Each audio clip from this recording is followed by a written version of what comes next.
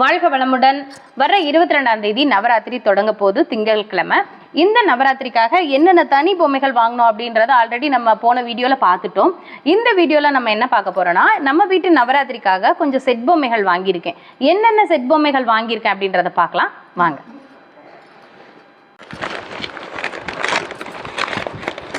தமிழகத்தில் இருக்கக்கூடிய முக்கியமான சக்தி பீடங்கள்ல ஒன்று படைவேட்டம்மன். இவங்க ரேணுகா தேவி அப்படின்ற பெயரால அழைக்கப்படுறாங்க. சிரசை மட்டுமே வைத்து வழிபாடு பண்றதுனால இப்படிப்பட்ட ஒரு அலங்காரத்துல அம்பாள் காட்சி தர்றாங்க.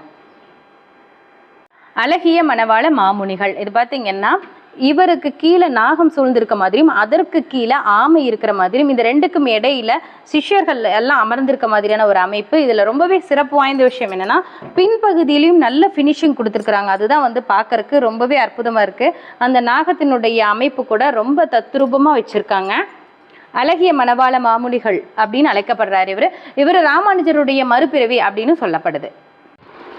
திருமங்கை ஆழ்வார், குமுதவள்ளி தாயார், இவங்க ரெண்டு பேர்த்துக்கும் நடுவில் இருக்கிற மாதிரி பெருமாள் ஸ்ரீதேவி பூதேவியோட இருக்கிற மாதிரியான ஒரு அமைப்பு.